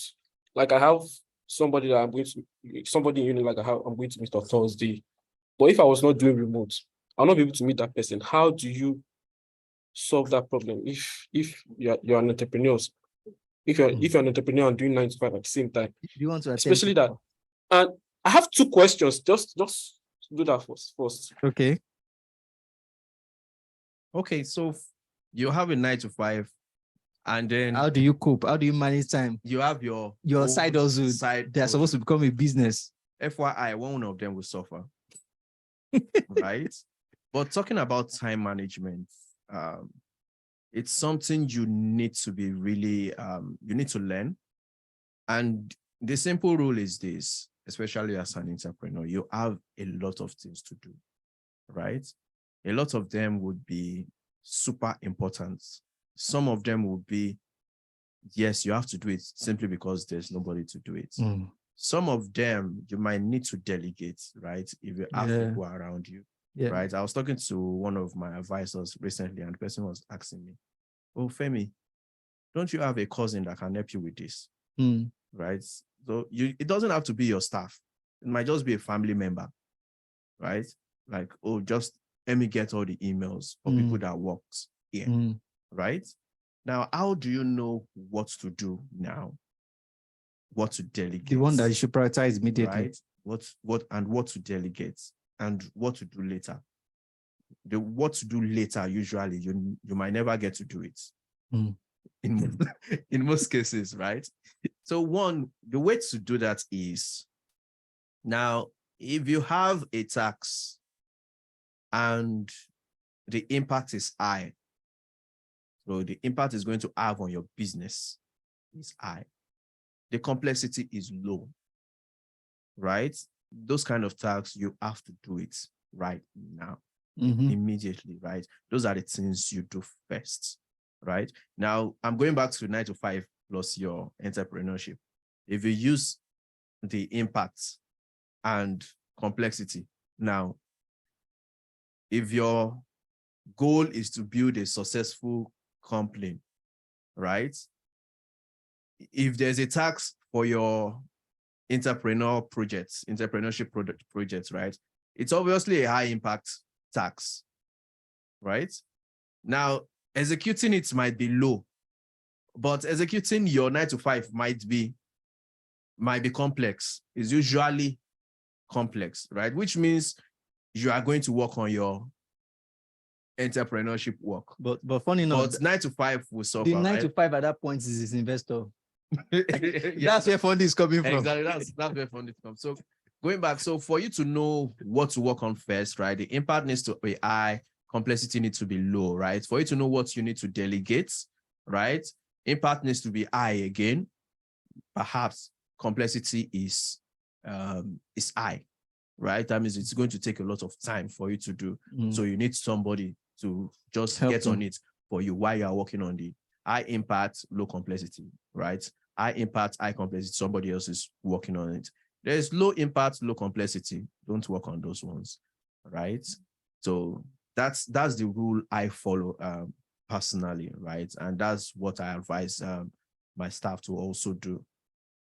Did that answer your question? That was exactly the same response I wanted to give. I wanted to say that you should multiply yourself. Okay, sir. Yeah. Multiply yourself. Find people that are passionate like you. And so those persons can be doing other things while you work on some other parts of the business. Yes. I already I wanted to say that, yes, I already have that already. Okay. But like, for instance, now you said most, like you said, when you were discussing about the topic, you said most investors do not like to invest on people's one. Yes, that's one one. person. Yeah. Single Mr. Larry, founders. yes, Mr. Larry knows that the one person founder. Okay. He's attacking me like. No, funny enough, I thought you have co-founder. No, like, he's attacking me like he even mentioned that he wants to make something like Zoom. It was if he was just attacking me, like Mr. Larry knows. He has a streaming service. Like it was as if he was attacking me, like literally. I was like, what is happening here? What is this? What is this? So sorry, it's just part of the conversation. So it's not like a single founder business can't survive, but it's harder. So it's just like as an adult living alone, it's not like you will die living alone, but it's easier to live with a partner. But when you're living with a partner, I know it comes with its own challenges too. There are some complexity that comes with it. There will be conflicts. There will be time management, resource management. One person believed that let us blow. Another person say, calm down, don't let us spend. And that happens in business. And when those kind of things come up, who will make the final decision? How can your board control those kind of conversations? So it's also has its own complexity, but it's easier. So it's better you have bigger problems and bigger solutions. But when you're alone, it can become a downward spiral. So you just nobody to talk to, you don't have a community you go to, you don't have friends. And funny enough, it's very sad if you're in a family where there are fewer entrepreneurs. Because there's no way you can explain it. And they will still look at it like, that jobless person. Drop it now, it's not working. So they can't relate with you. So it's better you have somebody that is there all the while so that you can fight the battles together. So that's my own advice on that. Yeah. Just to add to that, it's not a bad thing being a solo founder, right? I started as a solo founder. I started as a solo founder, right? Then later on, I upgraded someone to be a co-founder, right? So it's really nuts. But if you are going to take investor money, most investors will want you to have a co-founder. But if you can demonstrate that you have the capacity. that you are the next best thing after Sliced bread. after sliced bread, right? Or fried rice or jollof rice. Like, I mean, if you can sell yourself, I mean, yes, you're still going to get the money. So it's still, and you can demonstrate that you can execute. The main thing here is execution, right? Yeah, and it might just mean that you go out there, you hire really competent people, right? The question you really want to answer is this: can you execute? Do you have people who can execute this with good experience? So if you hire top talent, right, you shouldn't have issues with investors. All right. So any other question there? Are we good? So Femi, I have a question for you. I know you wouldn't want to say this on air, but I don't want to put you on the spot too, so you can dodge the question. So I'm giving that option ahead. All right. So in your journey, your transition, did any of your 9 to 5 companies you worked in, did they invest in any of your businesses? And what did they see that made them go ahead and say, okay, Femi, we can back you? Is it that you were so good when you were working with them, or you didn't break code, or you didn't scatter? Okay, so I mentioned something that you have to be a good follower, right? Being a good follower means you are able to create some track record with both your colleagues, right? So that means you are not an asshole to your co-workers, and you are also the top guy or top lady, right? The go-to person whenever there is a problem for your CEO, right? So that will help you in terms of raising funds from your existing network, which is usually your employer, right? So yes, I have a couple of ex-bosses who invested in my products, in my startup, right? So yes, that's happened. But in order for you to do that, right, you can't be somebody who is fighting everybody, or who is not consistent, right? Yeah. Who has not achieved a thing, right? And then expect such commitments from people you work with. So you shouldn't leave the door and shut the door. I mean, because part of what people talk about when they want to move from 9 to 5 to entrepreneurship is those aspire. Fire your boss. Be your own boss today. do you get where I'm coming from? Yeah. Like, okay, no, salary is what they keep paying you, not to see your vision. It's just over broke. No. Job is this and that. And you two had all those motivation. And you're like, yes, it's time to fire my boss. I told him, like, okay, don't ever in your life. No, that doesn't work, right? Just think of it as continuous networking. You are building network everywhere you're going.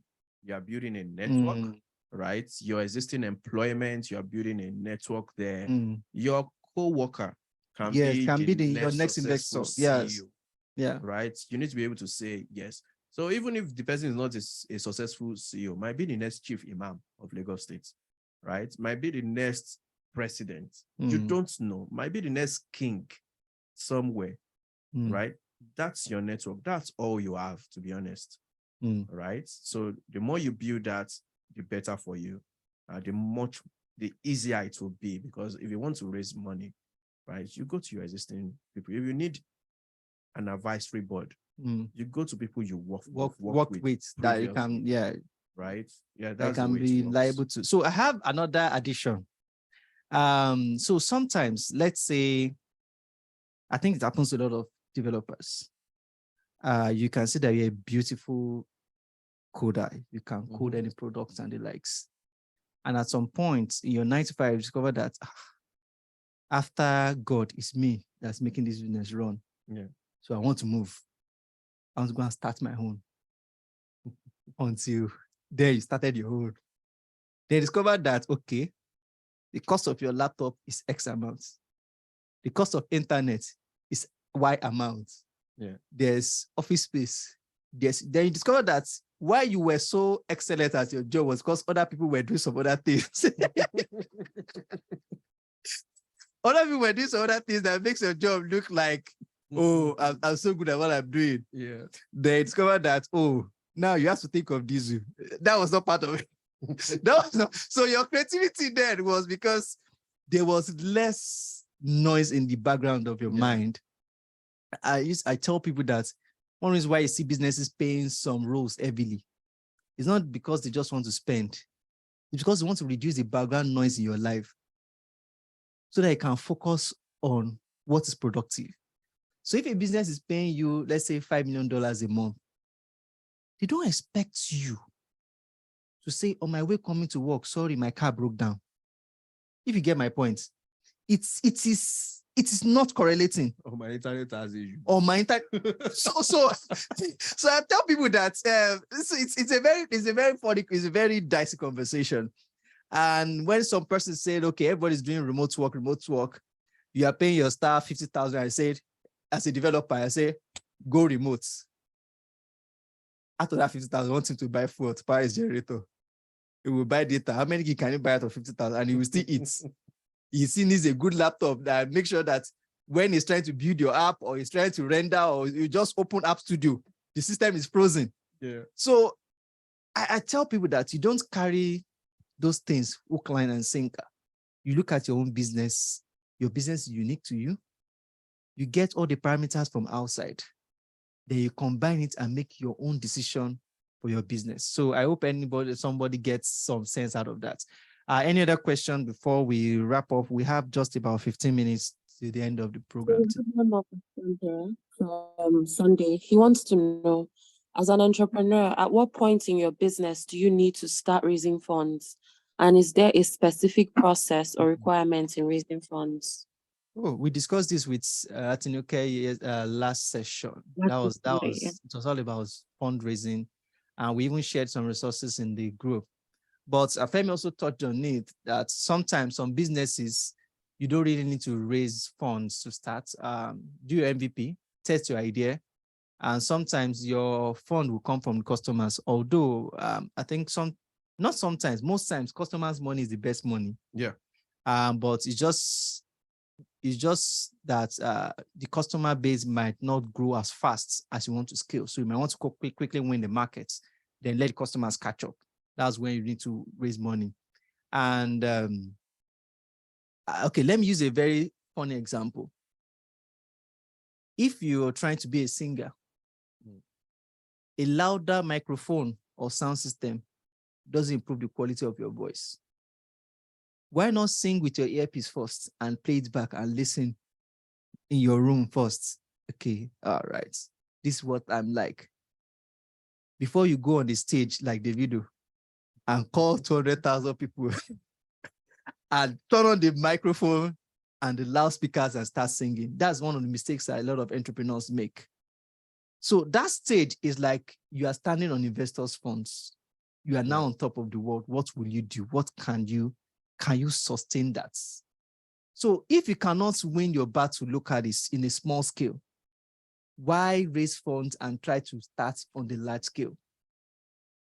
If you are, for example, you might even be a beautiful musician, but you are singing the wrong song in a kind of environment. Why do you think a lot of hip-hop artists, sorry, I'm debating a little, a lot of them started making it when they relocated to Lagos?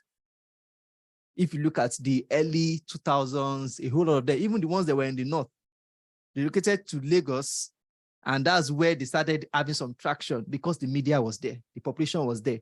A lot of things were ready available in the market. So it can be beautifully solving your problem, but in the wrong space. Yeah. So imagine if you raise funds, then you get a big show and you are in the middle of a Sambisa forest and you start singing and you expect people to come. So you would decide, you would know at some point that this is the point where I have figured it out. I now know the buttons to adjust to make it go faster, but there's no gas in the vehicle. So now let me go out and get external funds. And even when you are talking to investors will know that you are not ready. A very good investor will know that your business is not ready for. Sometimes they tell you, oh, beautiful idea, I love it, but come back in the next 1 year. Just let us keep chatting. Just stay in touch. So you will know. And there are different kinds of funding. At the early stage, when you're testing the idea, I would just advise you, talk to friends and family. Look for angel investors. most times. And for a non-experienced entrepreneur, I always advise never start a startup that is capital intensive, especially if you're starting a startup and it's fabrication, you want to go in first. And to be the MVP, myself and Femi, we're having some funny conversations, some new trends we are trying to work on. And to be the MVP, your MVP is 100 million. They know there's something wrong, because you need to put 100 million naira down to know if you pass or fail. Then that's a very dangerous. So before you can go to such businesses, you should have maybe won some battles. You should have had some experience with business building. Maybe you're coming from a different industry and you have the capital, you have the cash. And you have people that say that, if it is Femi, don't worry, take my money. That's his track record. So that is even way more than cash. So I hope I'm able to answer your question. There's a time and season you will know that it's time to scale. So you don't go to the wrong person at the right time or the right person at the wrong time. So you don't talk to a VC when your idea is you're still trying to figure it out. So let me put it like that. Yeah. So let me add a little bit to that, right? So there are some startups that you can start without raising funds, right? A lot of tech startups right now, yes, especially fintech, you don't need to raise money to start. There are APIs idea that you can just combine them, right? A lot of people have done this in the past, right? It's out there, right? Now, if you are going into ad tech, you definitely need money. Yeah. Right. But before you raise money, you have to know, you have to, again, idea, market, execution. You need to know the market. You need to know your execution style. That means you've come up with a formula, right? I see it as a formula. If I do this happens. If I talk to this customer, I make this. If I spend this, I get this, right? You need to know, okay, if I lose money here, the revenue from here will cover it up. So that means if I put, let's say, 10 million naira in, I'm going to make, let's say, 4% of that 10 million as revenue. Then you can put in more money because and you've tested it over and over again. Exactly. Not that this first time. You've done that like maybe 20 times, that every time you put 1 million, you get 400K. Exactly. 1 million for you've done it over and over. Now you can raise money and say, I want to raise 1 billion naira. And you know that without 1 billion, you are getting a certain amount of money. It's guaranteed in a way, right? That's how you. And there's a market waiting for it. There's a market waiting for it. You know your market. You know how to sell it. You know the marketing strategy, everything. Now, if it is ad tech, it is as easy as just go and sell your products, right? Because if you wait to build the products before you start validating the market, you might launch that product and might not be successful. So just go and sell it to your target customers, right? See if they are going to buy, right? At least get a letter of intention, right? LOI from them to say, oh yes, we wish to buy the 3 new Olufemi cameras, right? Or 100 Olufemi cameras, right? Okay. Get it, right? With that LOI, it shows you that there is a market. And this is the type of people the customer said that wants to buy this. So which means if I should raise X amount, I already have a demand. Yeah. Right. And instantly you are turning that money over, right? And you are making that's how it works. That's how it should be. So don't raise money because everybody is raising money. Yeah. Right. Raise money because you have a plan and you know the plan. It's almost like a formula, like this thing is science, right? And raising money is not free money. So Yeah, it's not free. It's not free money. All right. Any other question? We have about 7 minutes to round up. I think that'll be all because we don't have any other questions. Okay. Thanks so much. And thanks so much, everybody. Thanks, Femi, for coming. Really appreciate turning up like this. But in a closing remark, because I said this when we're starting an introduction, that we are not saying it's good to jump from 9 to 5 to entrepreneurship, and we're not saying it's bad to jump from 9 to 5 to entrepreneurship. So we are just showing you the road signs that yes, it's a journey, And these are the more like the guidelines along that journey. So if somebody tells you that, okay, from going between Lagos to Ibadan, I think a lot of us will apply that road. And they've told you ahead that, oh, if you want to go through that road, you spend 2 hours at Kara. You know, then you ask yourself that what I'm going to get at Ibadan, is it really worth me waiting to, is it very important, very urgent, that will make me wait 2-3 hours in traffic at Kara because there's construction? And that way, when you prepare your mind for that kind of journey, it's easier than you driving in without any prior information, then you hit the traffic. In fact, you'd have packed your own puff-puff, your own bread, your, like I said, from the beginning of the journey, you are already prepared because you are armed with information, compared to you just getting and tell, entrepreneurship is happening in Ibadan, then you enter your car and start the entrepreneurship journey, they just hit traffic. I'm like, they didn't tell me this. This is how terrible it is. And maybe you have your first flat tire on the highway. You would be perplexed, like, what's going on? What is this? But when an experienced driver told, when you have the flat tire, don't do this. Don't slam your brake. Do this. Don't do that. When it happens, you just gently, because you are already informed about it. So I hope we'll be able to just give it the highlight. So we're not saying that it's bad on the other side. In fact, it's sweet. Let us live on a good note.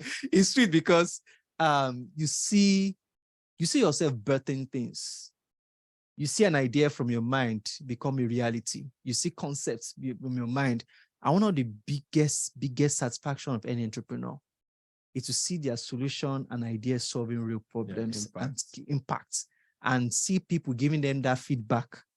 It's worth more than money. So it's not about the money you make. Yes, you make money because you're solving real problems, but the impact you're making in people's lives would really be that's what will keep you going. Even in those very bad moments, it will keep you going. And sometimes those bad moments, some customers will now come and hit your head deeper into the hole. So that's why I said I celebrate those victories. And in a nutshell, we wish to have a whole lot more. That's why we have this tech entrepreneurs community. So you can reach out. For example, Chika is a people person. I know she can hear me. She can help you find the right set of people to make your business work. And so that's why we have communities like this. You need to be close to a community. You need to talk to people. And that problem you are seeing as a problem, someone just sit and laugh and be like, oh my God, this is part of it. Because they've been there and oh no, just do this. And that thing that was a big problem is just solved. So we're advising you, when you're starting your business, you won't from day one go and rent 1,000 square meters of office space and print nice ID cards, buy central unit AC because you have money. Why you don't even figure out your market? So solve the real problem, validate the problem, and we will welcome you open-hearted, open arms, and welcome to the entrepreneurship journey. Thank you so much, Femi. And how has the journey been? 2 years in. So me, I just like 10, 11 years. So how's your own been? It's been great, right? Just that the downs take longer than the ups. It's season. I told you that it's the beginning. It's the beginning. So at the beginning, right? You still have the you get in that up time, right? You enjoy it for a while. And when you are feeling like you're stable, an employee just tells you. Yeah. So the way I see it is this. I feel like whenever you feel you want to do more, right? That's when you go into that down period, because you try something new and everything when you're tired of that status quo and you want to try to push to the next level, right? Then you feel that resistance. Then you just feel that resistance, right? It doesn't work, right? It eats you, right? But you just need to push, right? And then suddenly it works. Yes. And then you keep pushing. You are really happy. But because I wanted to say because something is wrong with you, right? You feel like, yes, we should do more, right? And then you do more again and it stops working. So as an entrepreneur, you're not normal. Like it's because you're not normal. You can't want to be normal. You just feel like, yeah, let's do more. Let's add 2 zeros to these things. And then it's not working again. It's almost like everything you knew is not working again. Exactly. It just feels like it's not even going back to what was working in previously. It's Now not it's working not anymore. working. Right? So you just need to continue to that resilience needs to be there. That's mindset. Like you need to be dogged somehow, right? You just need to be strong. Right? Because you always know it's going to work eventually, but it might take time. But like I said, sometimes it takes a while. That downtime takes some time, right? They call it the death of sorrow, something like that. No, that start of graph. Oh yeah, that's that initial excitement. Then you go down. Yeah, exactly. Then Then it goes up. then Then it goes up more than the previous up. Yeah. right? Then But then come you down do something new, then it goes down again. Yeah. Right? And at some point to now balance out. Then it balance out. So it might take like 10 years, maybe 5 years, maybe 10 years. So just stay on the journey. Thank you so much, everybody. And who can give us a closing prayer so that we can get insights and God will tell us when, when to stay and when to run. Who can pray for us? Let me suggest someone from the Femi, please nominate someone from the meeting. Okay, there's Tolu Oguneye. All right, so Tolu, please give us closing prayer. Can you unmute yourself? I think that name is familiar. Well, hello, Mr. Larry, yes. put me on the spot. Okay, it's you. All right, please give us a closing prayer. Thank you. All right, Father, we thank you for an opportunity to learn. Thank you for the spirit of wisdom that is at play. Thank you for all that we have learned today. Father, we ask that you direct our hearts to be able to apply our hearts to wisdom in the name of Jesus. And we pray that as many that want to take actions, give them the courage, the wisdom that is needed to be able to take the right actions. And that the learning that we have received today will be able to bear fruit with it in Jesus' name. Thank you, Heavenly Father. In Jesus' name we've prayed. Amen. Thanks so much, everyone. So till we'll guys. see you next week. Stay in touch and talk to somebody, talk to people, share your ideas, and God bless you. See you on the other side of entrepreneurship. Thank you. Thank you. Thank you, Mr. Femi. Thank you. Yeah, Femi. thank you. Thank you. Thank you, sir. All right. Don't do life alone.